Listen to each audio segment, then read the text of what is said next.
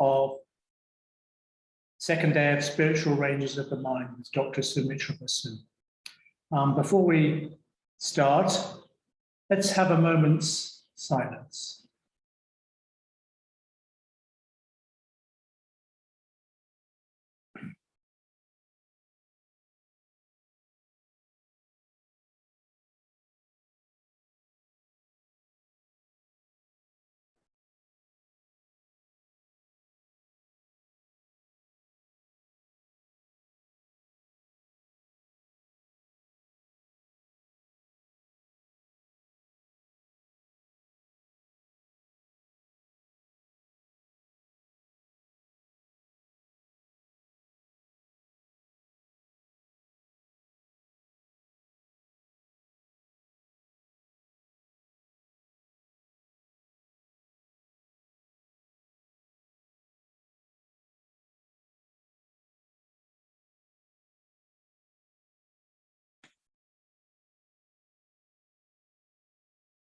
So I'll now hand over to Monica to introduce the next session. Yeah, thank you, James, and namaste to everyone. So yesterday, Dr. Basu gave us an overview of the consciousness approach. And today, second day of the session, Spiritual Ranges of the Mind, he'll be taking us to explore deeper ranges of cognition. So over to you, Dr. Basu. Thank you.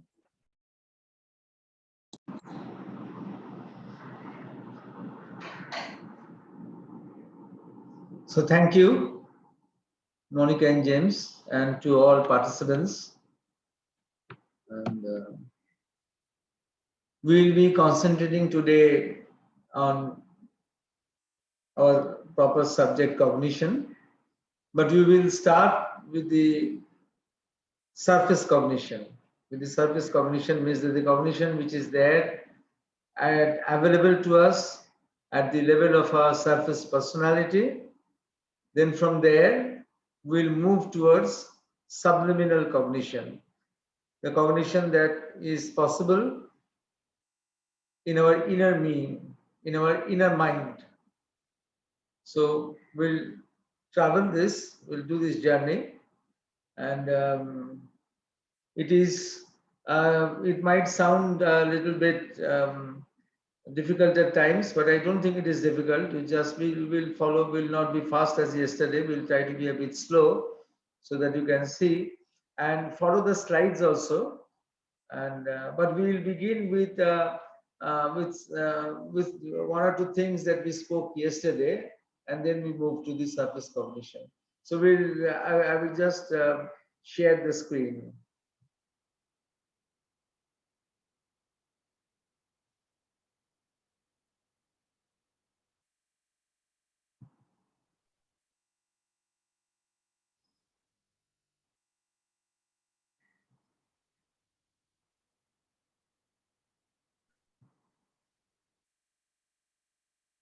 So are you being able to view this?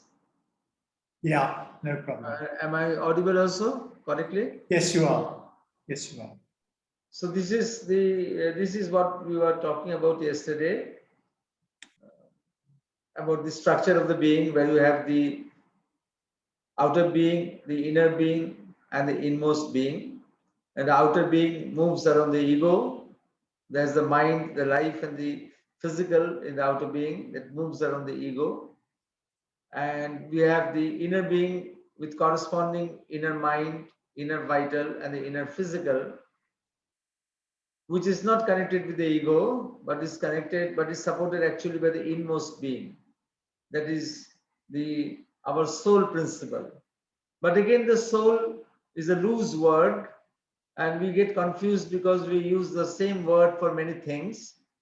Our terminology also is deficient because it is something which is subtle, and anything that is subtle, that is not gross, you can have different ways of expressing it by different people with different experiences. So that's why most confusion arises.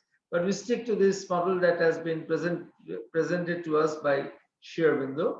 And when we talk about the Jivatma, which is there, the central being, which is holding the whole structure from behind the manifestation, this Jivatma is the individual poise of the spirit. You see, the spirit has three equally important and equally valid poises. Same thing in three poises. There's the transcendental, which are not showing in this picture. There's the universal, that is also not we are showing in the picture. Then there's the individual poise. This is the same thing in three different poises. This is Sri Aurobindo's contribution also, a very important contribution where he explains that it's the same thing in three different poises. So we are concerned here with the individual poise, which is the Jivatma. And this Jivatma is outside the manifestation, but it is projecting a portion of itself into the manifestation so that that can take part in evolution. Because the thing which is not within the manifestation is an unevolving self, unevolving self. It is not evolving. It's there outside the evolution.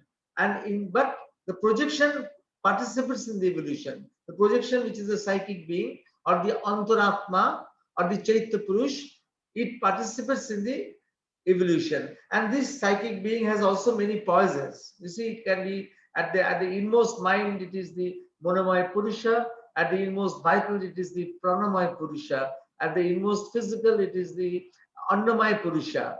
Same thing in different poises. But centrally, it can be represented by the psychic being. The three centrally can be represented by the psychic being, which is actually the leader of the whole, what you call the soul manifestation there inside our being.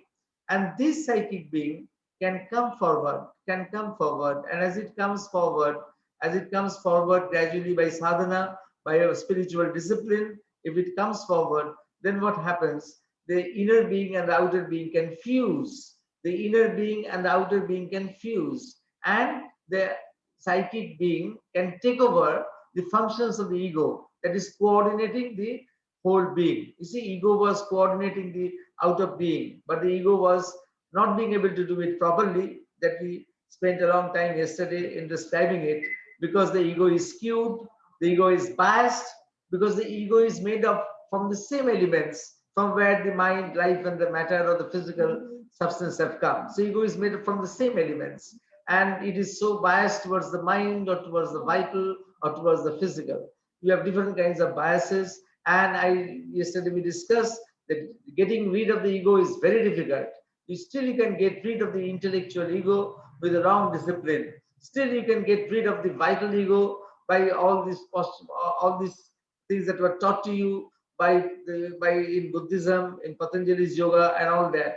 But to get rid of the physical ego, because that is coordinating the physical consciousness, is very difficult. Because if you want to do that, then your physical substance might get disorganized and you might not live. You might die again. So that was very difficult. My mother has described it, how she destroyed the physical ego without disturbing the consistency of the physical consciousness. She destroyed the physical ego without disturbing or without bringing a disharmony into the physical substance. That was difficult. And for that, I told you yesterday, she had to invoke the power of Shiva, the destructive power of Shiva. And even then, Mother said that even when you have conquered all these different poisons of the ego, that something is still left, a residue, and that is called the substratum ego. And she said that many people, many sadhaks throughout history, they have actually come to this substratum ego, and they thought that they had reached actually the spirit, the pure spirit, the unmanifest spirit. So it's so difficult. For us, it would be much easier to follow Mother's directions, to allow the psychic being to come forward, and if it comes forward, it will take care of itself, and the ego will be sent to this proper place or outside the whole structure. So you don't have to worry about how to break the ego. You just replace it by the psychic being. So that is more important. That comes forward and that does its work. So with this, so this is something, and then we move to the next one. Just for, because yesterday there were questions on this, that the Jivatma, again, to make what you call things clear, is the eternal true being of the individual. It has simultaneously a sense of individuality and universality. That means it has a sense of personality and impersonality. And the realization of the Jivatma brings silence, freedom, wideness, mastery, purity. So all these things that are expansive in dimension. No? You have unending freedom, you have an unending wideness, you have a total purity, you have a great, great silence. Whereas the psychic being is a little bit, the realization of the psychic being is a little bit different. The psychic being takes part in the evolution, and all intense movements belong to the psychic being. Yeah, when you have the intensest of your movements, when you are there, then you can come closer to the psychic being. So Jivatma is of the widest movements possible. The widest, go on widening. That experience is for the Jivatma. And the psychic being is concentrating, intensifying bhakti, intense self-giving, intense surrender, turning inwards. You turn inwards with all, with what we call with all sort of concentration. You turn inwards. So it's not a movement of wideness, it's a movement of going inside with full concentration, discrimination and choice of truth. That means the psychic being, in discriminating between truth and falsehood, it has also a property of intuition. It has also a property of intuition. The psychic being is an intuitive being. And then, of course, good, beauty, rejection of all that is false, ugly, all that is discordant, disharmonious, and union through love and sympathy. Union through love and sympathy. And which I have left out, it is around the psychic being that you can truly integrate the vital, mental, and the physical parts of your consciousness. It is only around the psychic being, which the mother called a fourth dimensional principle. Mother called the psychic being as a fourth dimensional principle. And it is around the psychic being that the vital, mental, and the physical, they can be brought together and they can be properly harmonized. As I told you that if you see the slide before, in the outer being, everything was mixed. Yesterday we discussed the mind, life, and matter are physical. They were all mixed together, and you can't segregate them. So leave aside bringing them together. You see, we want to integrate them around a principle, around a soul principle. So integration is not possible at the outer being where everything is mixed. To make integration possible, you have to separate the three, the mind, vital, and the physical. And that separation, you can start doing it only at the level of the inner being. And when you have been able to separate at the level of the inner being, then they can be brought around the fourth dimensional principle. Then you can integrate it around the psychic being. Now, why this is important here? Because once you are integrated around the psychic being, then only you are ready to rise along the ladder of consciousness, which goes from the inner being to the superconscious. Like that, from the inner being to the superconscious above, you just cannot walk, gallop, run. You can't do that. You can't hop there. You have to first integrate your whole being around the fourth dimensional principle. Integrate your mind, vital and physical, around the psychic being. Then only you are able to ascend the staircase of the hierarchies of consciousness so that you can open to the higher and higher cognitive ranges. Or yesterday I was talking about the supracognitive planes, the cognitive planes that are there above our mind, of which we will be discussing this week. And to do that, you have to have a passport. And because nobody can just walk inside and go to the superconscious, traversing those planes like that, unless you have organized yourself, unless we organize ourselves around the central principle, around the psychic being. So around the psychic being, when I have organized myself, then I am an integrated being. And this integrated being now has the capacity to rise above the ladder of consciousness. So that is one we have to keep in mind. Anyway, we will come to the cognition. As I told you, we will come directly to the surface cognition. Now, this is Sri Aurobindo is very pragmatic in the light divine. He also suddenly doesn't go to the supracognitive planes like that. He knows our human limitations. So he starts with the surface cognition. That means the cognition that is available at the level of our surface personality. And he says, even at the level of the surface personality, we want to go deeper. We want to go deeper. We are not satisfied. Huh? Why are we not satisfied? We should have been satisfied. Why we are not satisfied? That's a very interesting thing. Why are we not satisfied with what we get at the surface personality? Why the hell we should have to take all this, what you call, all this hardship, all this difficulty to go deep inside? But remember, we are compelled to do so. We are compelled to do so. We'll come to that. But first, let us see that what we want at the surface cognition. And this is what Sri Aurobindo says, that at the outer being, even at the outer being, what are the things we want to cognize? What are the things we want to understand? So we begin with three things. We want to understand the world outside us and its objects and happenings. That's the first thing. That's the first thing that we want to know, that which is the world around us, where we have been put, where we have been placed, where we have been just put into the manifestation, where, and what is the world around us? What's the matrix where we are manifested? What is there with which we have to live? What is there in which we have to live? With which we have to live? In which we have to live?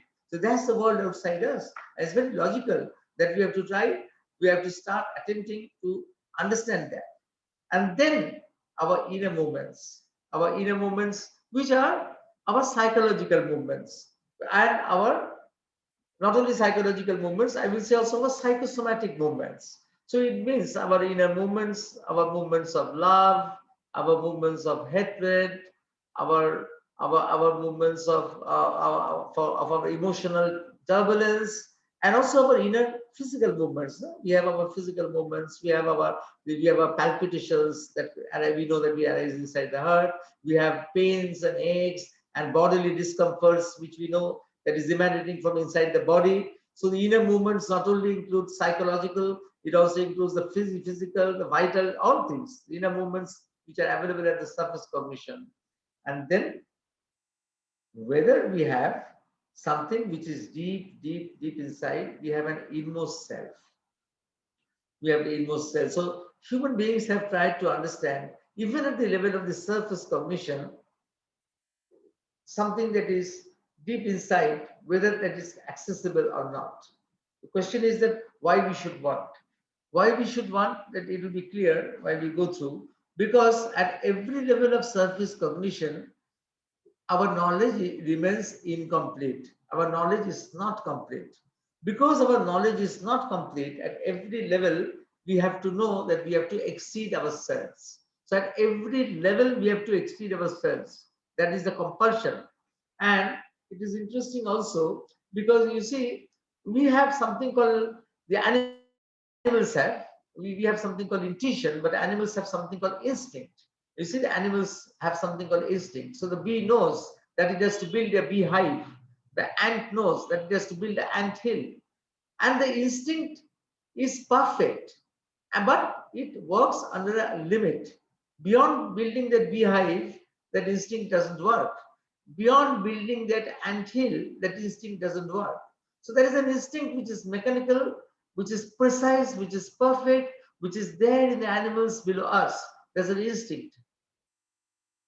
For us, it is difficult to have instinct. Yeah? We have lost that instinctive behavior. Why we have lost that instinctive behavior?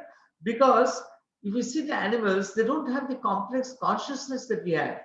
We have a consciousness that is complex. And with the complexity of consciousness, what has come also is the phenomenon of error. The phenomenon of error. So it is very difficult to sustain the instinct in a pure way, which the animal can do. We can't do that. For us, what is available? Higher denouement of the same phenomenon, which is called intuition. But intuition, we have problems. We will come to intuition on the third day. Very important topic, because intuition, when it comes to us, it gets diluted at the level of the mind and it gets challenged by the falsehood and the what you call the distortion that arises from the inconscience. So the inconscience gives rise to falsehood and distortion. Intuition can be distorted by that, and moreover, the intuition can be diluted by at the level of our mind. So it's very difficult, but still the intuition is there. Still we have an intuition, and because of that intuition, we still want to always surpass ourselves, always exceed ourselves. So that's a compulsion that has been given to us. Now then, this is Sri Aurobindo described it. If you read the Life Divine, we'll see that before he goes to the very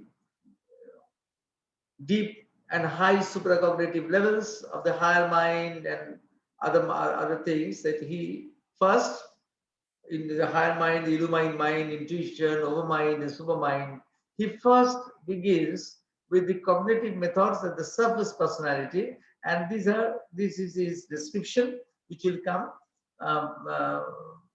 It might appear a bit difficult, but it is not a difficult thing. Only the terms which we are not used with this way of seeing, in which he is saying the whole thing. So he talks about sensory perception, which is known to us, and then we come why he says that it is separative knowledge by indirect contact. Indirect contact means you are contacting the outside world through our sense organs, not directly. We are contacting in sensory perception, we are contacting the outside world by what? By our senses. And that's why it is an indirect contact. It is not a direct contact. It is indirect. And it is separative because there is a separation. There is a separation between, or a gulf between the knower and the known. The knower or the perceiver and what is being perceived. There is a gulf. And actually there is a gulf between the phenomenon and reality. We'll come to that. Not only there is a gulf between the known and the known, there's a gulf of difference between the phenomenon and the reality. Then we come to reason, which is knowledge by separative direct contact. So still separative, because still there is a separation, but there is a separation at two levels in reason. There is a separation at two levels. There is a separation between me and what I am wanting to know. But there is also we have to have a separation from the direct involvement with that object. We have to be separate from that. Otherwise, we cannot critically evaluate something. To critically evaluate something, we have to take the pose of someone who is neutral. Otherwise, you cannot be reasonable in the correct sense of the term. To be reasonable doesn't mean that you have to be biased. You cannot be biased. No? To be reasonable, you cannot be biased. So the moment that you are not biased means that you have to separate from the object that what you are wanting to know. So that is one type of separation, and the other type of, there is already a gulf between the knower and the known. But it is a direct contact, not indirect contact, like sensory perception, because you are not using your sensory organs. You are not using your sensory instruments. That is why Sri Aurobindo calls it a direct contact. He doesn't calls it as an indirect contact. And then we have a non-judgmental attitude, knowledge by intimate direct contact. So the gap between the known and the known has narrowed down. And then identification, which is knowledge by identity. We'll come to each of these four, because each of these four are important and we are all immersed in all this. Now, sensory perception is what? This is an important thing, that it cannot give you the real thing. It can give you an impression. It can give you an impression. It gives you the impression that the sun is moving around the earth. That is not true. It gives the impression that the sky is blue. We know that it's just an impression. The sky is not colored blue. It appears blue. So to know the truth, the sensory perception has to be enriched from other inputs, from reason, from rationality, from other levels, from memory and other things. You have to have inputs. Otherwise, what you are thinking might turn out to be wrong. So the sensory perception tells you the first thing that we learn when we come out of the mother's womb, about the earth, about the world, is that the sun moves around the earth, which is wrong. The first thing that we learn is wrong. It's very interesting. And in that way, the words sunrise and sunset both are what you call incorrect, scientifically incorrect words, but phenomenally correct. Otherwise, our program will not have end today at 5:30, no? And we have other work we will not be able to do. So that sunrise and sunset has a phenomenal value, not a real value, not an. So it is an impressionistic value it has, and therefore, a knowledge based on sensory perception, it cannot be powerful. You have to understand that a knowledge based on sensory perception cannot be powerful. If you base your knowledge on what you are seeing, that the sun is moving around the earth, which is false, then you don't have the power to send a spaceship to space. You don't have that power. You will not be able to do it because what you are seeing is not right. So knowledge based on sensory perception cannot utilize power, because power has come with knowledge.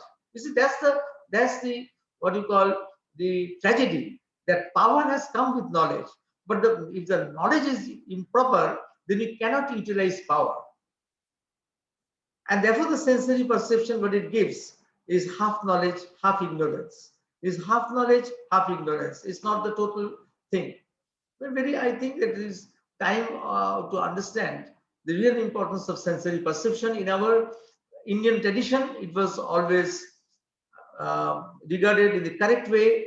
If you see the Indra is the god in the Vedic sense. He's the god who oversees that knowledge is not what you call diluted by the senses, by the indriyas. You see, Indra and the indriyas are the senses.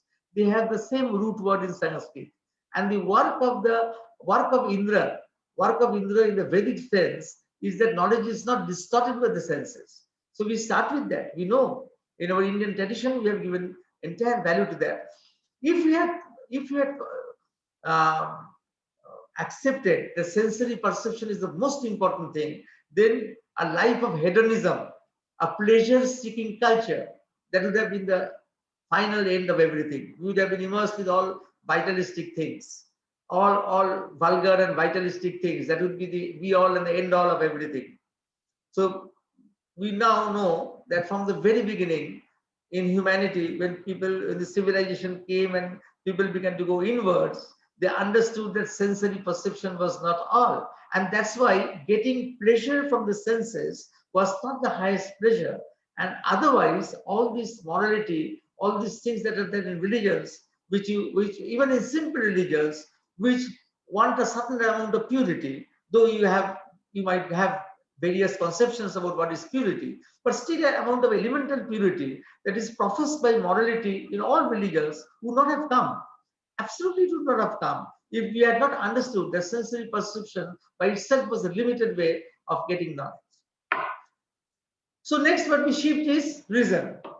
Now here, Sri has described reason.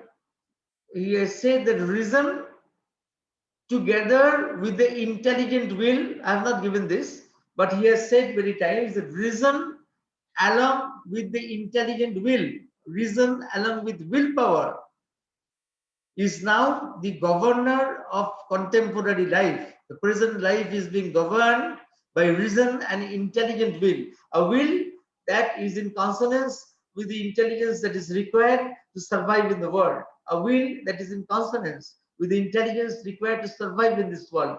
So he calls it intelligent will. Reason together with intelligent will is the present governor of contemporary life. Now, even with the great function reason has, because if reason was not there, you would have been unreasonable, immersed in superstitions. Still, Sri Aurobindo then points out that it has two important problems. One is that it can sustain opposite views with the same vigor, with the same intensity. With the same intensity, it can sustain opposite view. So that means if I can have a strong thesis, I can have a strong antithesis, but there will be no synthesis.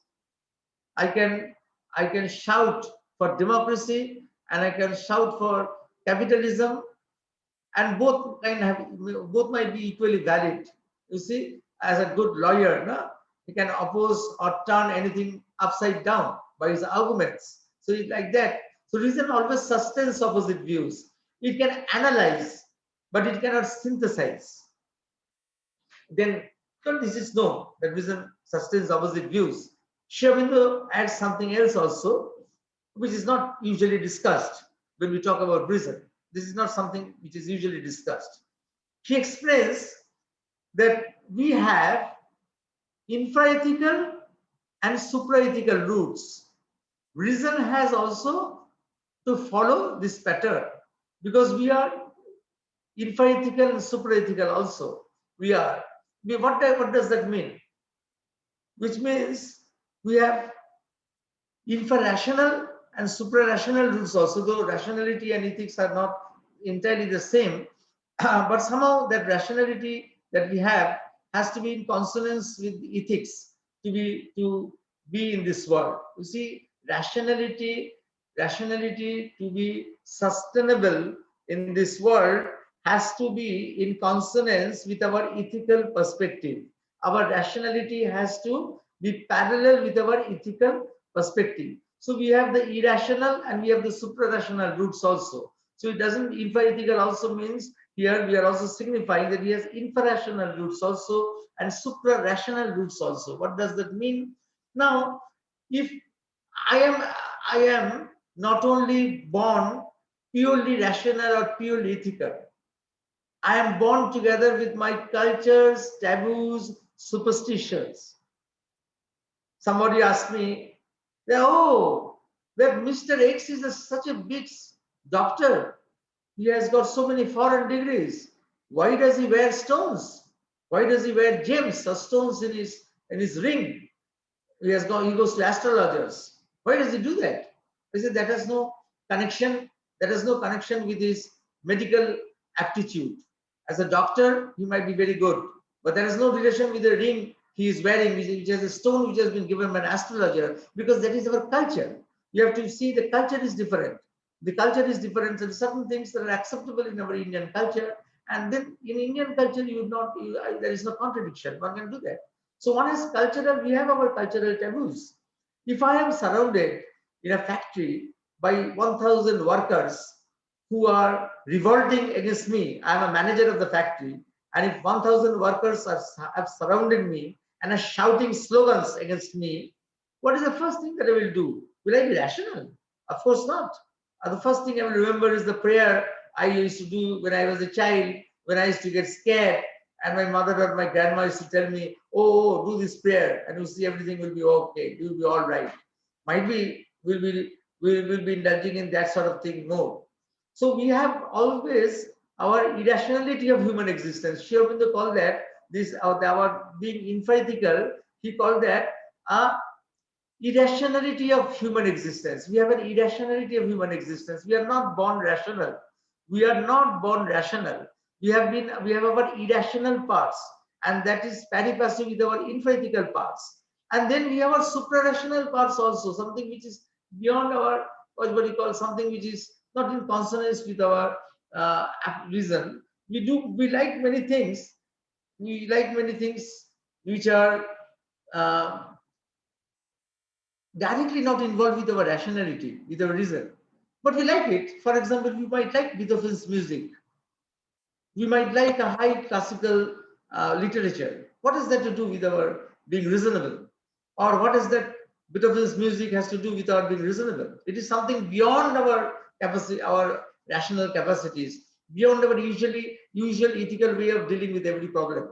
So we have all our roots. We have these roots, our infra-rational roots and supra-rational roots. And then reason is invaded by ignorance arising from inconscience. Now, this is interesting for you, especially for those of you who are doing psychology, clinical psychology or counseling. You see, in clinical counseling, cognitive behavior therapy or CBT is a very fashionable term everywhere, especially in India. In the West, of course, it is being replaced by mindfulness meditation, which my friend Michael calls as clinical Buddhism. In the West, it is being replaced by clinical Buddhism. But here we have this cognitive behavior therapy where you are controlling your behavior by all sorts of cognitive methods. But because, you see, from our integral psychology perspective, from Sri Aurobindo's psychological perspective, the cognitive behavior therapy cannot be the final or the best therapy. Why? Because of this factor that from inconscious ignorance arises. And because the ignorance arises from the inconscious, our positive self-evaluations can be erroneous. It is not our negative self-assessments which are erroneous. You see, when we have negative self-appreciations of ourselves, and in cognitive behavior therapy, we are told to replace our negative self-assessments with positive self-evaluations. Be positive, don't be negative. That's what we are told. Our negative cognitive stuff has to be replaced by positive cognitive movements. But then, is the negative assessments means truth, and the positive assessments are also higher truth. It's not like that.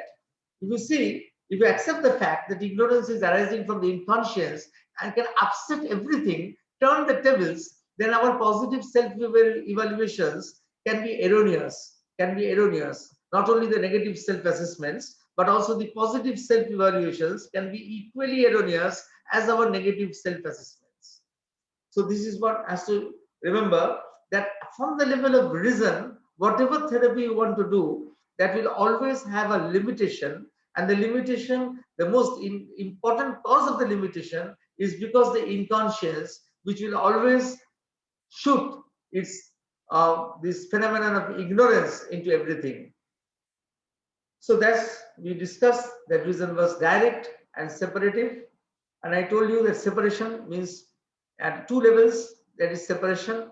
That is separation from the knower and the known, separation of the knower and the known, and separation from the stuff of the thing that we want to know. We have to be a sort of little bit of detached from it. Otherwise, the bias will enter. This is very important.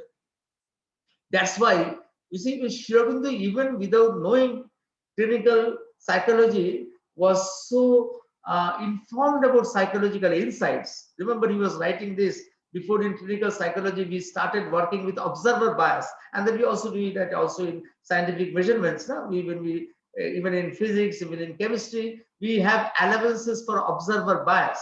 Why? Observer bias, we have allowances. In scientific experiments, always we have to keep, you see, we want to have objective measurements. But the person who is measuring can be biased. So that observer bias has to be eliminated. And the observer bias means that you have to separate yourself from the object that you are wanting to know, so that you can have an unbiased critical appraisal of the whole thing. This unbiased critical appraisal of the thing that you are wanting to perceive is giving rise to this reason being separative in its nature. You see, without even knowing the terms that will be used afterwards, Sri Aurobindo was very much in tune with the reality, much ahead of his times. Then we come to the witness attitude. Now, then this is, I say again, something that is, you have to understand how it has come, how this witness attitude has developed. You see, we can identify with a movement like one's own anger. You can identify with a movement like your anger. No? If you are very angry and if you want to know what is anger, the best thing is you can identify with your own anger. But if you are too swayed by anger, you will not be able to cognize it. There's a spelling mistake there. It will be cognize, not C-I-C-O. So if one is too swayed by emotions, now you can understand the emotions like your love, like a hatred, like your anger. You can identify with them. How you can identify with them? Like that you cannot identify unless, you see, unless you do some work on yourself to identify with your anger, to understand your anger, what it is when you are angry. You do not know. Everybody describes that when you are angry, you are not in yourself. You behave like an asura. But you don't know that, because when you are angry, you are too swayed by anger to know what you are actually doing. But you can cultivate a poise of detachment within you. You can cultivate, one can do that. You see, human beings, they came to this when they were wanting to perfect themselves. In the pursuit of perfection, they are yogis. In the pursuit of perfection, our yogis, they came to this poise where they discovered that you can be capable of a double movement. Yes, you can be capable of a double movement. So detach one part of yourself from the other part so that you can be a witness to what the other part is doing.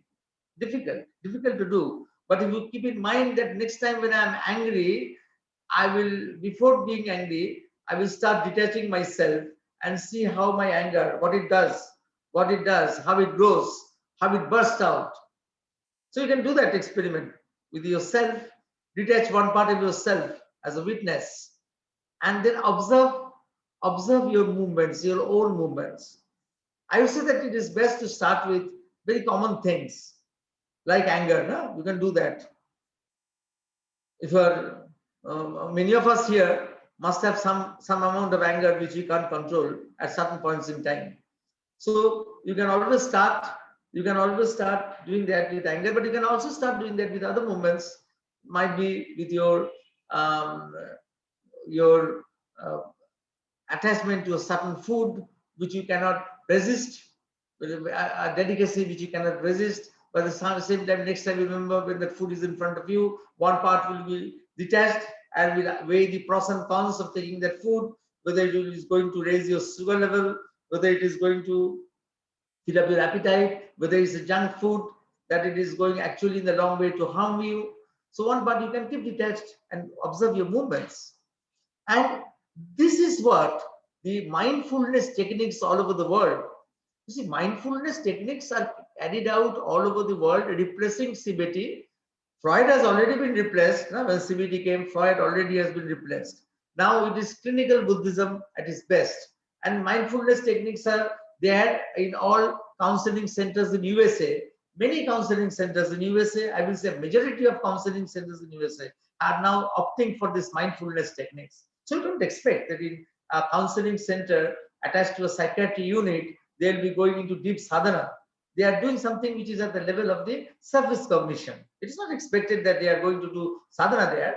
It is going that they are wanting to do something to have a balanced life, a harmonious life. And for that, mindfulness technique is something which you can utilize, because you can identify with the movements, and these movements are the easier things to identify are the movements that arise from the vital and from the physical.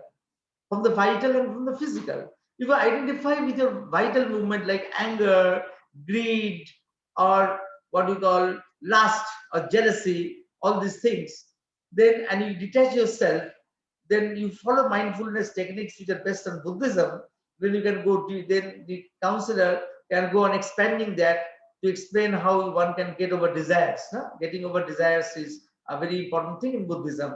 After all, modern day Buddhists in America, they are not preaching about nirvana. They are preaching about all these things, external things like mindfulness techniques and all, to lead a harmonious and balanced life.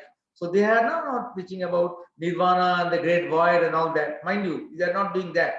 They are just doing plain and simple things to have a balanced and harmonious life. And in that, they have succeeded in replacing Freud totally.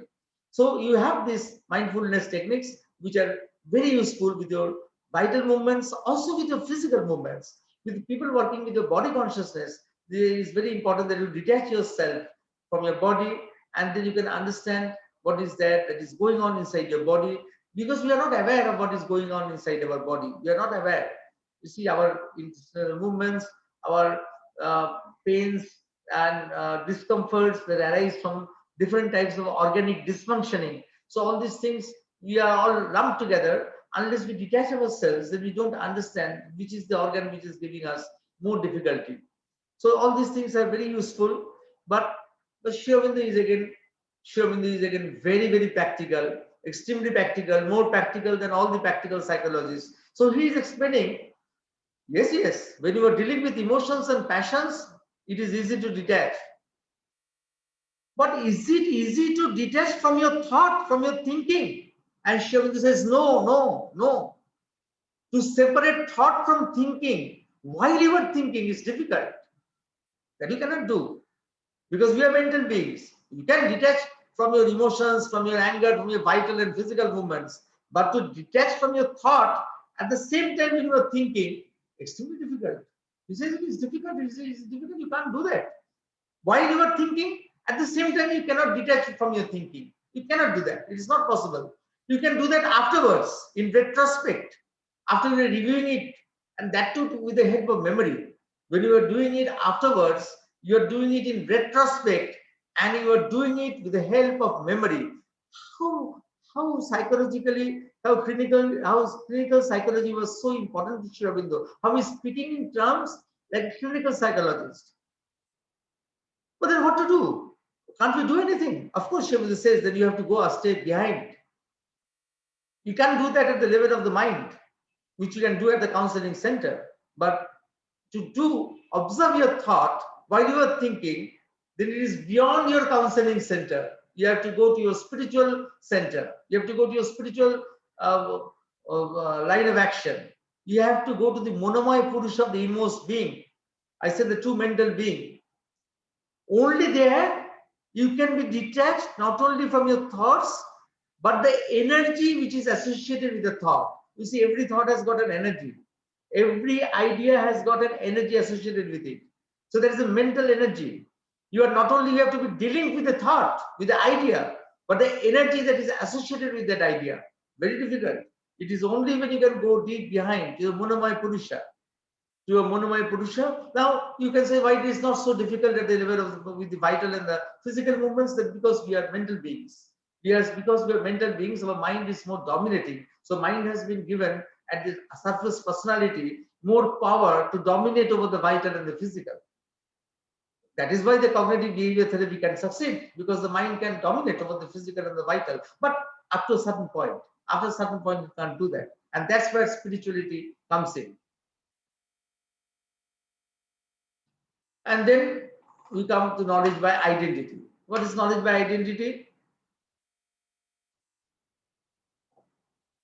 It is a different thing. Still, you can, in knowledge by identity, you are starting from the surface cognition, but you are starting to move beyond the surface cognition to something deeper. When we come to knowledge by identity, we start from the surface cognition, but when we start going deeper, so it is spontaneously unraveling up this shape in these words, a pre-existent inner awareness and knowledge. That is a pre-existent knowledge. Pre-existent knowledge. Knowledge is existing from before. And knowledge by identity, you spontaneously unravel it. Of course, a system like that actually happens in the outer being, in the outer mind also. For example, now we have actually found out, neurophysiologists have found out that a moment before an accident happens, the brain already becomes ready to face the accident. You see, the system gets ready to face the accident. The nervous system gets ready to face the accident. As if by astrology it knows that an accident is going to happen. We say in neurophysiological terms, we don't talk about astrology. We say in our scientific terms, fashionably, stylishly, we say that the brain goes into a readiness potential. So that is an pre-existent knowledge already there in the cosmic consciousness. A pre-existent knowledge which is there in the cosmic consciousness that something is going to happen. And even our surface personality, even our surface mind can draw in that. It draws, actually it draws. You know or you do not know, doesn't matter. It actually draws and it makes you ready a second before accident is going to happen. Even if you remember, if you are in a car or a vehicle and an accident happened, a moment before you knew that something is going to happen and you safeguarded yourself. If you remember, some of you must have got this experience. So that's why Sri Aurobindo said it is an original and fundamental knowledge native to the occult sense in things. So you identify with the object which you are wanting to pursue. You are identifying with that. When Christ said, when Sri Aurobindo gave examples, when Christ said that I and my Father in heaven are one, of course, then Christ is moving away from the superficial to the deeper dimensions, from the individual to the cosmic consciousness. When he's saying that I and my Father in heaven are one, when Christ is saying that, he is identifying his own individual self with the universal self.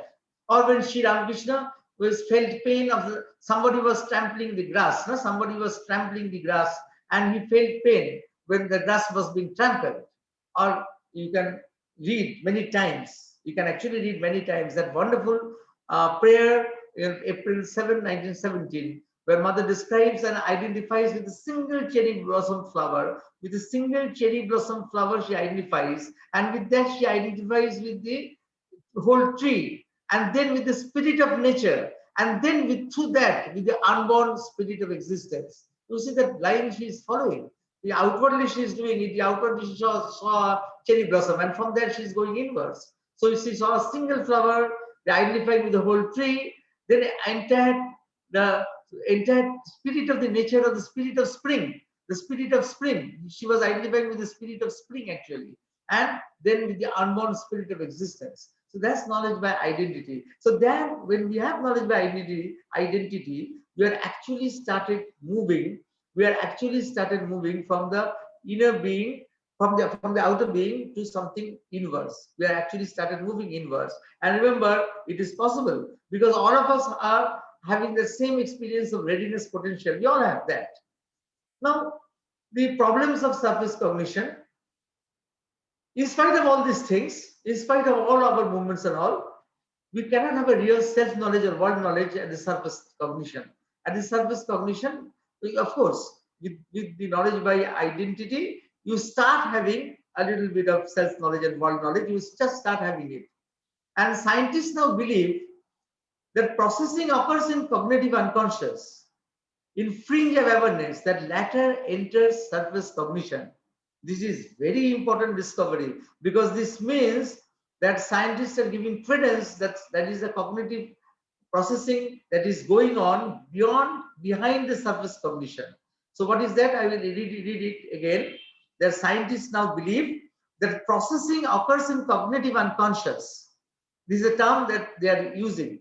Cognitive unconscious, cognitive unconscious.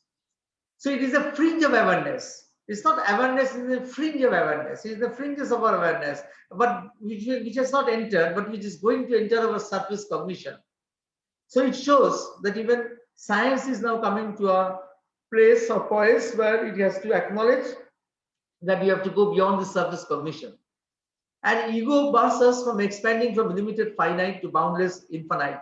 That's what also the problem with surface cognition, that ego doesn't allow us to become an universal individual.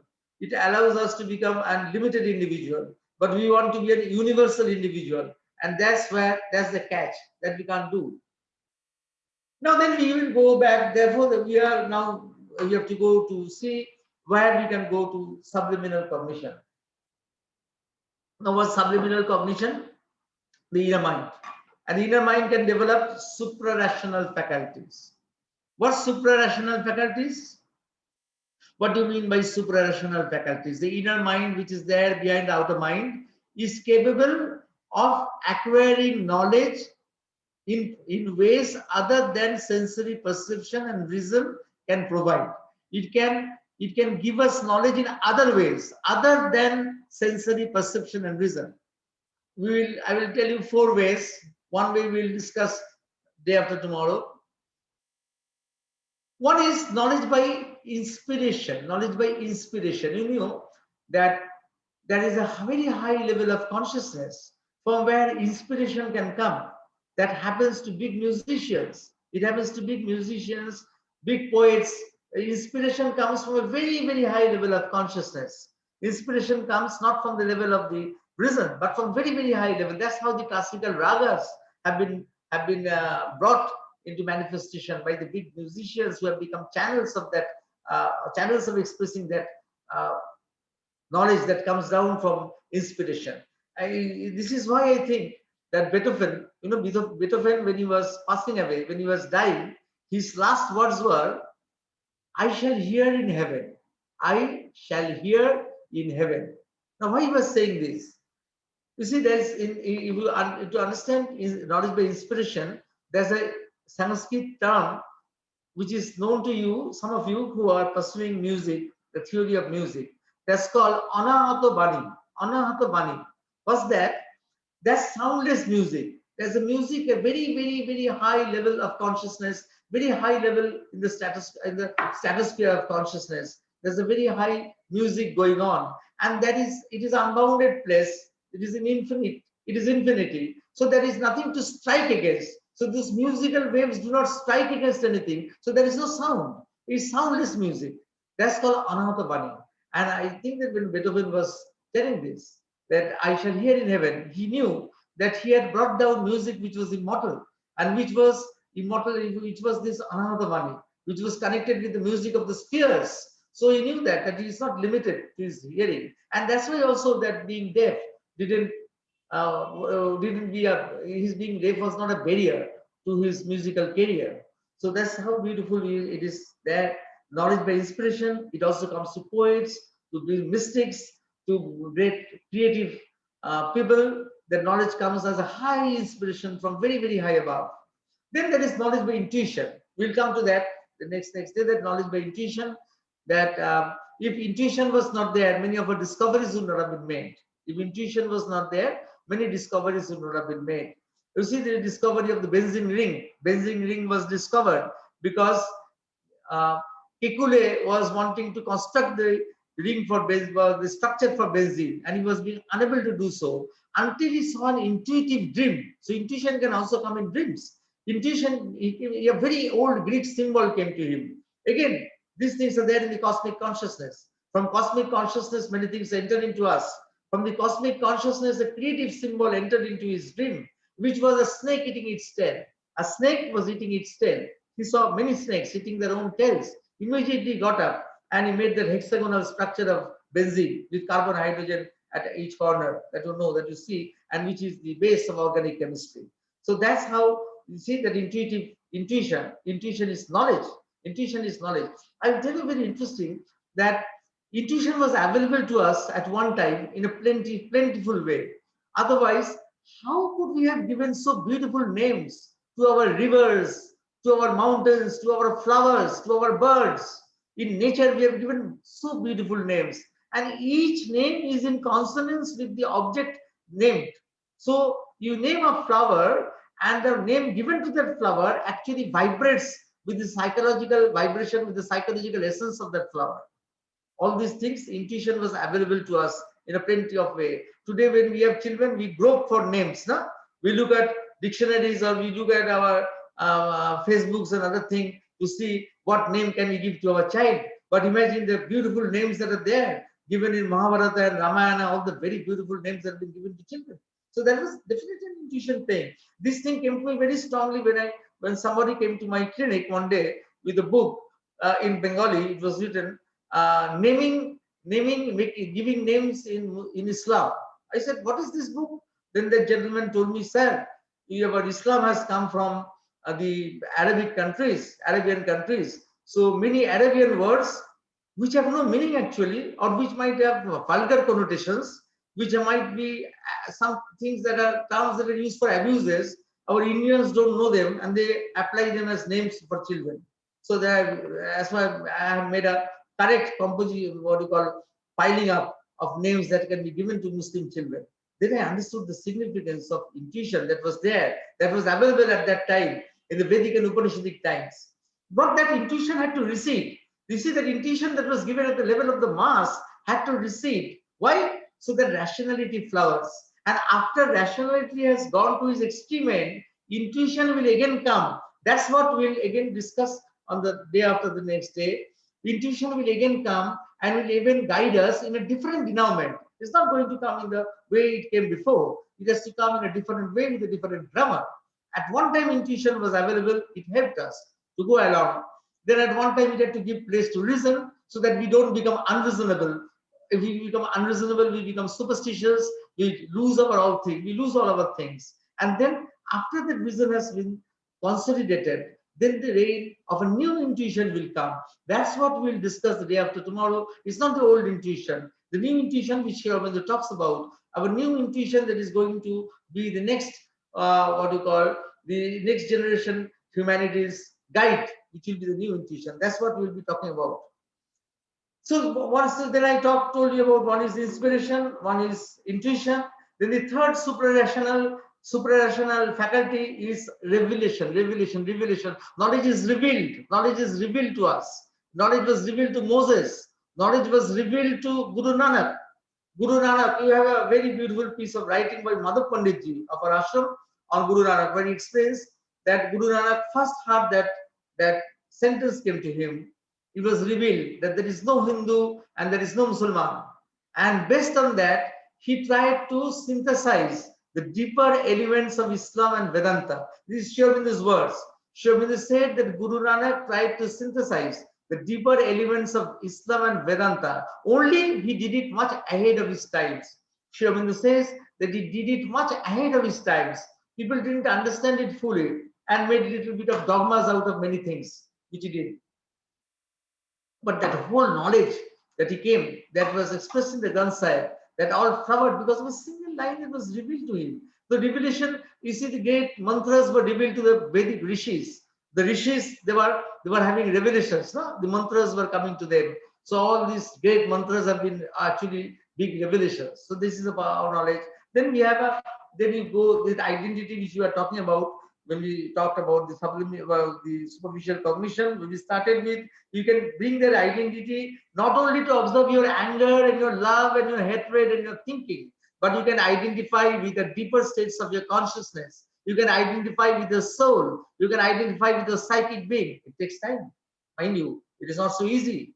Identifying with the soul in our culture, in our Indian culture, it has been acknowledged that on an average, it can take 4 decades. It can take 40 years to identify, 40 years of perseverance, of searching, of going inwards. Of course, with the Mother's Grace here, the Mother's Grace can directly go and touch the psychic being. But to have a living contact with it, then you have to pursue it. Mother's Grace will do that work. It will touch your psychic being and open the possibility for you. But it is left now to you to develop it, to make it consistent, to make it persistent, to work on it throughout your life. The grace that has been given to you. And then the really interesting thing is that the inner mind can get connected with the cosmic consciousness. Now, that carries advantages and that carries disadvantages also. Because the inner mind, when it is identified with the cosmic consciousness, it can identify with interpersonal forces, also impersonal forces. Impersonal forces means the forces which physics study, science studies, they're impersonal forces. You can identify with interpersonal forces. Or with creative energies, but also in the cosmic consciousness, there are great positive energies, there are great negative energies. About the great negative energies in the cosmic consciousness, which Sri Aurobindo has talked about as hostile forces, I will not go into details because actually that is bordering on occultism, which is a totally different subject that is bordering on occultism. So still it is knowledge and falsehood.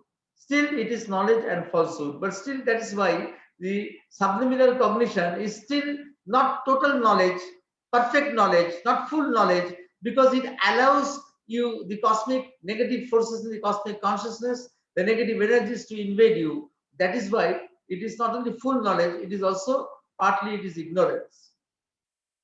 And the trajectory of subliminal cognition is, when we go to subliminal cognition, from there when we go, we can go to our depths. We can go to our depths. We go to our depths, to our very inside of our insides, it awakens our inmost soul.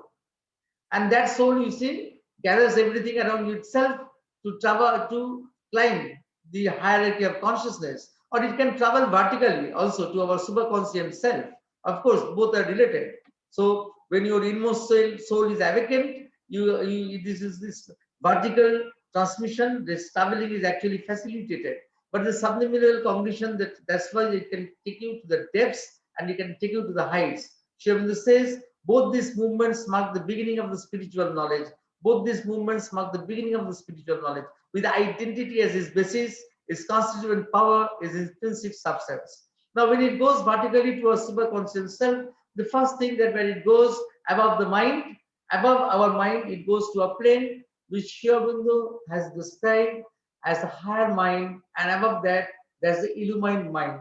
That is what we'll take over tomorrow when we follow this trajectory of subliminal cognition, and we get a little bit over our cognitive consciousness, and we will be entering that domain of what Sri Aurobindo describes as the domain of mass ideation of the higher mind, and then a little bit again the domain of the revelatory ideograph, which is the domain of the illumined mind. That is what we'll be discussing tomorrow. But we'll following up, we'll give a 5 minutes break for your cup of water or a little bit you want, and we'll come back for our questions. We'll just give a 5 minutes break and we'll come back. Is it okay, James? Yeah, that's fine. Great. It's okay. We'll just give a 5 minutes Thank break. you. Yeah, let's start. Yeah. And James, that Sophie was telling that sound had got off. It was for her, or it was for in general? I think it was her problem. I think it's sorted out. Yeah, I think she's back on. Oh, but she's not there now. She's not there now. I don't know. Might be. She's there. She's there. I think she's there. Yeah. But can she hear now? Can you ask her whether she's hearing it now? Yes. Okay, Sophie, can you hear? Okay.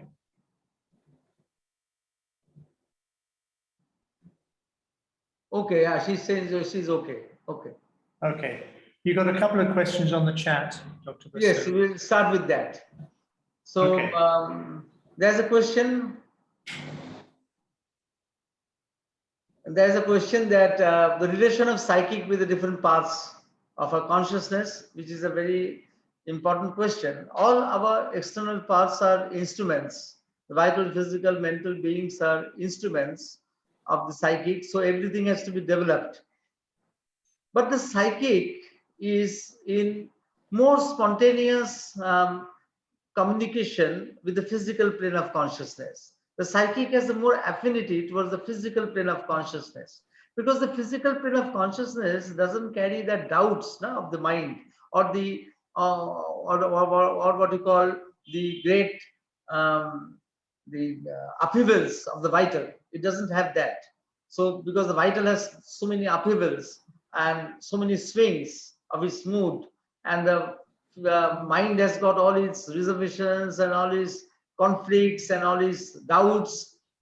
That is why the physical consciousness is more in affinity with the psychic, and that's why the physical consciousness has to be given a great importance in our sadhana, not to be abandoned. You see, that is a why I say that is important, because in India we always thought that the soul is important and the body is there as a very secondary thing, that it can be allowed to go to the dogs.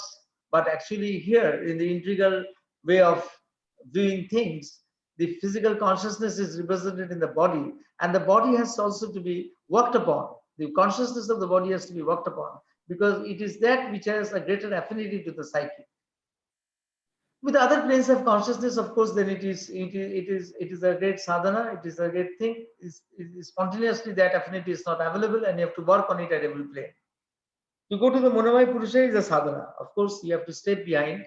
To go to the Monomaya Purusha is to first you have to the first thing that is necessary, that you have to go to the mental being, and then we'll try to address in the next sessions that how we can have a inkling of going towards more deeper and touching the Monomaya Purusha. We'll try to do that. Thank you. I will remember it. And if you have an idea or a desire or a sankalpa, you have to, from where it is originating from. It can originate from very different places. You have to know. That's why you have to go to your inner mind and know that from where it is. You have to and you have to practice detachment. I will say that if you are living in if that idea or desire or sankalpa is there, that has to be worked out in the life which you are living, the outer life, then you should practice this detachment. And then you have some idea. When you detach yourself from that idea or desire, you have some idea that whether what you are doing is spontaneous or it is something which is getting enforced by other motivators. So it is spontaneous or not, that you have to see.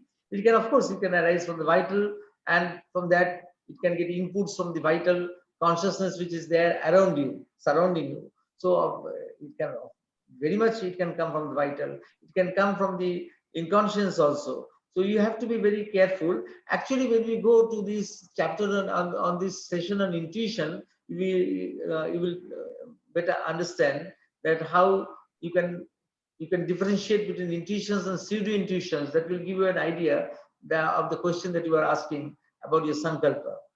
But analyzing will not lead you anywhere. Instead, at the outer surface personality, even detaching yourself from that problem, that can give you some clue, but analyzing will not give you a clue. No, we cannot see others. That's easy. That's why I say that the problem with surface cognition is that it doesn't give us the self-knowledge and the world knowledge. That means it doesn't give the knowledge of other beings. You cannot see the other person's thought, other person's ideas, other person you cannot know that person, no? With all our sensory instruments. That's why you have to go. That was one of the reasons why the mind, or the human mind, which was in quest for the truth, that had to go from the surface cognition to the subliminal cognition. Because unless you go to the subliminal cognition, you can't understand what is going on there around you. That's why you remember that we say that interpersonal things that you'll be able to understand. In the subliminal cognition, you'll be able to understand the interpersonal things. Then you can know something of the other. Yes, we will talk about that. Instincts and error, we'll talk about that on the day of intuition. We'll be talking. And the readiness potential is not much known, because to know that, neurophysiology has to understand occultism, it has to understand mysticism. The neurophysiology doesn't understand mysticism or occultism. It has observed that the brain gets ready. But if you ask me from our angle, I can give you an answer. That's not from the readiness potential. The word has been coined by the neurophysiologists. But from our angle is that you have to understand the concept of the subtle physical. All that is going to happen is actually happens beforehand in the subtle physical, and then what you are seeing is expressed in the physical. So everything is actually is happening in the subtle physical. Everything that is happening has actually already happened. It has already occurred. It has already done. It has already been completed in the subtle physical, and then it is expressed. Then it is expressed in the physical consciousness. So you have to understand the subtle physical. Very interesting. I will say somebody, expanding your question, I will say somebody asked Sri Aurobindo that if an astrologer forecasts something about you that is going to happen, can you change that? Can you change what is going to happen? Can you change that? Then Sri Aurobindo answered that if what is going to happen is still in the domain of the vital, you can still do something. You can still work upon it. But if it has happened at the level of the subtle physical, that is going to happen, and you can't prevent it. And you can't prevent it. I think that is why, you know, 20 years back, there was this fire in Delhi, in a cinema hall. There was a fire, and only last year the judgment was given out, I think, a year back. And in that fire, many people died. Now, early morning, I had seen a dream that many people had perished, and the government was bringing out a list of the people who had died. But and I was looking in the morning, I got up from bed, and then I looked at all newspapers to see if there was any mass death. But actually, it happened afterwards. It happened in the matinee show. And when I asked Professor Aurobinda Basu, who was here, the Spalding Professor of Philosophy, before he came to the ashram, I asked him that if instead of me, if a yogi had seen that dream, would he have been able to stop that fire? And he had answered me that no, if it is there in the subtle physical, it has happened already. The yogis won't interfere with that kind of thing. Then I understood. When I related it with what Sri Aurobindo said, that everything already has happened in the subtle physical, and it is going to happen afterwards. Then that is inevitable. But it also means that everything happens in the subtle physical. And if you know how to construct something beautiful in the subtle physical, that also will be manifest in life. So the corollary is, if you know how to create in the subtle physical, how to work in the subtle physical, how to develop your subtle physical, and if you develop your subtle physical and you create something there, you construct something there, then that also will become a reality in the physical. And that's how the new consciousness is going to come. All the work that we are going to do on the new consciousness, which Mother has said, we are going to do in the subtle physical. Why? Because if you do it in the subtle physical, one day we will be finding that we are being able to replicate it in the physical consciousness. The affinity of the physical towards the psychic, that is, so I told you, which Swapnika has asked, that reason between the affinity of the physical towards the psychic, because the physical doesn't have the complexity of the mind and the turbulence of the vital, and therefore it is more more clean in that way. It is more clean. It is not polluted by our complexes, our complexities of thinking, and our turbulences of the vital, no? Which can result in so many odd things. So in that way, the physical is a better what you call a substrate for the psychic to manifest. So that is why it is so necessary, and we know that. And this is the only reason, because the physical is attracted towards the psychic, or the psychic is as an affinity towards the physical, that we use physical things like flowers. No? We use physical things as flowers, as offerings to the divine. Why do we use? We could have used some physical vital symbol. We could have used some mental thing, but we use a physical symbol, because you know that the physical symbol of flower carries that purity. Oh, the working on the physical consciousness is a very big thing. It requires a separate 1 week session to understand your physical, because working on the physical consciousness needs experiential sessions. We have to work experientially through exercises and all. We have to work on it to understand our body consciousness. So that's a very big thing. I mean, think that someday we will do that. Of course, we can address the subtle physical. You have to build it up. You see, the mother has built the new body in the subtle physical. The mother has built the new body in the subtle physical, and she has kept it there. And when the time will be ready, that will be substituted to the physical. Only she was wanting to link it with the physical body, but the time was not right. She didn't do it. But we have to do our part in the subtle physical. We have to develop our subtle physical.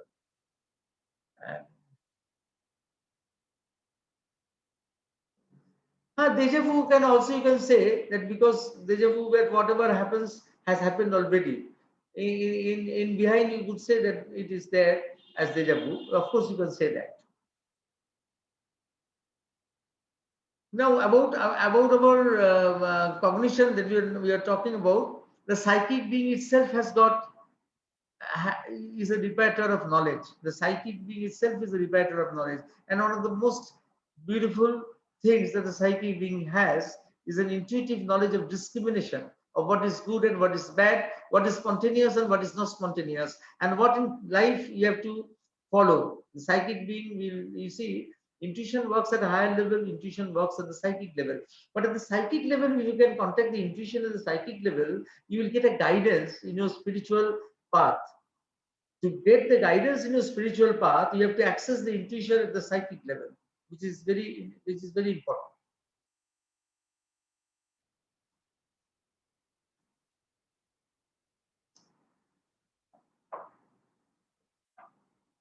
All our knowledge that we have acquired is limited. We see that the whole range of consciousness of knowledge that Sri Aurobindo has given. Now, together with it, there is another thing which we'll be discussing, that you see, reality has been described as Sat Chit Ananda. Sat Chit Ananda. And Sri Aurobindo modified that concept. He said, Sat Chit Shakti Ananda. Sat Chit Shakti Ananda. So Sat is the existential aspect of reality. The existential aspect of reality. Chit Shakti, or consciousness force, is the builder of the worlds. Chit Shakti, or consciousness force, is the builder of the worlds. And Ananda is the motivator, why everything is being created. Now, consciousness and force, they have to come together. Now, this is, you see, if you say, what is our most important cognitive deficit, or what is our most drawback in our acquisition of knowledge? If you ask me, that from the point of integral yoga, I would say our greatest drawback is that we cannot have a synthesis of knowledge and willpower. A person can have a great knowledge, what are things to be done to improve this country, but might not have the willpower to do it. And one person can have a great willpower, I will do great things, but he is not, that willpower is not backed by that knowledge, which will actually give the result. You see, there is always a hiatus between the knowledge and willpower. Why it is like that? You see, if you follow Shivam in this perspective, that very, very high above, very high above in the Satchidananda, the consciousness and force are intertwined with each other. Consciousness has got an inbuilt force, and force is there together with consciousness. You see, why Sri Aurobindo used the word consciousness force? Because without force, consciousness cannot be active. It will be passive. For creation, consciousness has to be active. To be active, you have to be impregnated with energy, with force, and that is why you can be active. Now, that is why that knowledge is paripasu, it is there with force. All knowledge is there with force. Every idea is there, is invested with energy, is invested with force. But at the very high level, that they are synonymous with each other. Now, at very down below, if you go to matter, you go to the electron. There also you will see that there is in a different way, there is also a type of synthesis between knowledge and what you call force. Because the electrons know that they have to rotate. If the electrons today decide that we will stop rotating, we will not rotate any further, what will happen? The whole manifestation will collapse. The manifestation that has been built upon of matter, of course, not the manifestation that is built upon the other levels of consciousness, no? That will not collapse, but the manifestation that has been built on matter, that will collapse. So the electrons have that incipient knowledge, that the energy and knowledge are incipient in the electron. But in human beings, the knowledge and the force, knowledge and the power, or the consciousness and the force, or Chit Shakti, they are represented in our human structure as knowledge and willpower. They have become separated. And that is why all the problems that we are facing in the world, you can relate it to this deep hiatus between the knowledge and willpower. Now, as we grow up in consciousness, they will come together. As we grow up in consciousness, they will come together. The final synthesis will not be at our level. It will be at a very high level. It will be at the level of the supermind. The final complete synthesis between knowledge and willpower, where knowledge is automatically effective and the will is automatically luminous. But short of that, this is the task that we have been given in our spiritual life, the task that has been given to bring knowledge and energy together. That means you have to develop your knowledge, but same time, cognition means that you have to develop side by side your willpower. You have to develop your willpower also. So that otherwise it is incomplete. If you don't develop your willpower, then it is incomplete. So I will say that knowledge and willpower, they go together. And the more we try to bring them together, the more we'll be doing something very effective for the earth. That's why I would always say that when we are concentrating for the willpower, we should have also exercises for the willpower. When we work on our cognition, we have to have experiential programs for developing our willpower. And when we are developing our willpower, one of the commonest things that we do, or in India, that has been a tradition to increase the willpower. We have been concentrating between the eyebrows. We concentrate on the chakra, or forget about the chakra, on the space between the eyebrows. That's when we concentrate. And when we concentrate on there, our individual will or our individual determination, that becomes more strong.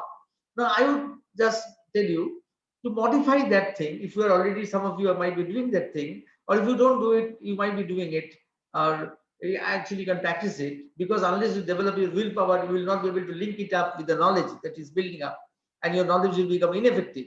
So side by side, you have to develop your willpower. And when you are concentrating between the eyebrows, I will tell you that what we have been doing in India for many years, many people have been doing it, to concentrate there, to increase one's individual willpower. But we can modify it, and we can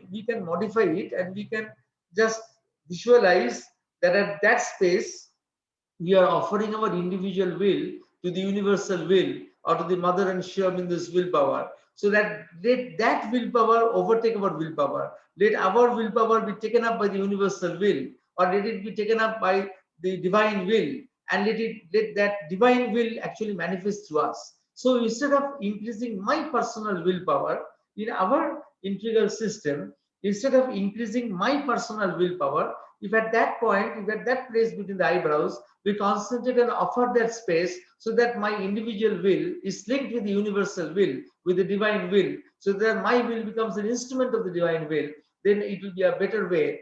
So to access also to be utilizing the knowledge that we will be receiving when we are also working on our knowledge systems. Because as you say that, Shri said that power has come with knowledge, but because knowledge is ineffective, that power we cannot use. So though power can be with knowledge, we cannot use that power, or we may use it in a devious way, in a roundabout way, in a very wrong way.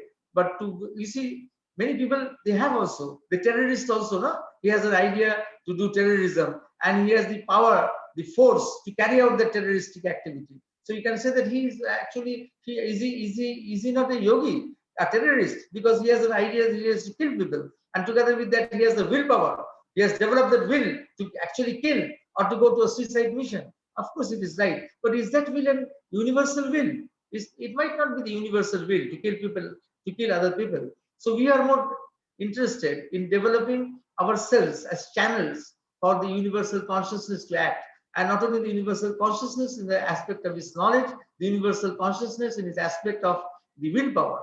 So let us offer our will also to the divine will.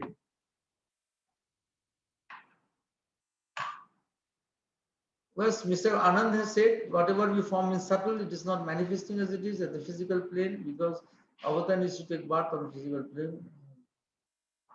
Of course, that's true. The avatar has to lead the way. The avatar has to lead the way. It can take place. Whatever there is in the subtle physical can manifest in the physical, but the opportunities can be destroyed. The opportunities can be destroyed. Yes, of course, the physical plane of consciousness has to be made ready. Otherwise, we will not be able to, the higher powers will be, many things has to be done. It is not only the physical plane has to be emboldened, it is, we have to work on the inconscience. Otherwise, the whole thing that is going to manifest, the higher powers that are coming down will be taken over, engulfed by the powers that are arising from the inconscience. So at many different levels we have to do. The inconscience is the basic level where we have to, it has to be worked upon, and the physical plane is where the manifestation actually takes place. Actually, our evolution takes place in the physical consciousness. No? One after another, everything blossoms in the physical consciousness.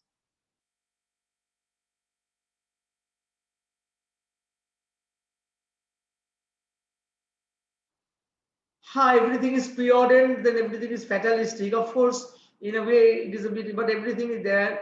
Is everything in the subtle physical is not fatalistic. Means when it has come to the subtle physical, when it has come to the subtle physical, something that is going to happen, which is fatal, is going to happen. That description that I gave you of the Upahar cinema, of that Upahar cinema tragedy that happened in Delhi, something that was that, but in the subtle physical, it is not that everything is going to be fatal. There are certain physical, there are always things that are going to be constructed. There are beautiful constructions, there are great positive things that are also going on there. So why do you think that only the fatal things are going on there? It is only when in the supramental, when the consciousness, when the supramental consciousness will manifest on the earth, there will be no destruction. But until the supramental manifestation as manifested, there is destruction. Number one. Number two, that we have a lower nature and a higher nature. In the lower nature, which we call the two types of prakriti, the para prakriti and the apara prakriti that we have, the lower nature is revolving around the ego. And in the lower nature, strife and destruction is inevitable. And that is why Lord Krishna wanted to avoid the war, but he couldn't avoid the war. He couldn't avoid the war. He actually tried many times so that the war should not happen. But he couldn't, ultimately it could not be done because what happened was that it was in the domain of lower nature, strife is inevitable. Only if you have arisen above the lower nature to the higher nature, then you can arise above all these things and you can go to a poise where there will be no destruction. But until there, you have gone to the higher nature, you are liable, of course, to a fatalistic propensity to destruction. Thank you. We'll wait for next day tomorrow. I hope it has not become very boring. With a little bit strong stuff from Sri Aurobindo's Life Divine directly. I hope it has not become boring, but you can actually take it very casually. Don't take all things that have been told very seriously. Thank you so much, Dr. Basu, and thank you for a very elaborative session. And also, I think it takes us into this vastness of what Sri Aurobindo and Mother are about. And yeah, anything more, James? Okay, you're muted, James. You're muted. No, not really, Monica. No, a highly enlightening session. So fascinating. So yeah, we meet again tomorrow, 4 o'clock, and see what takes place then. Okay, goodbye, everyone.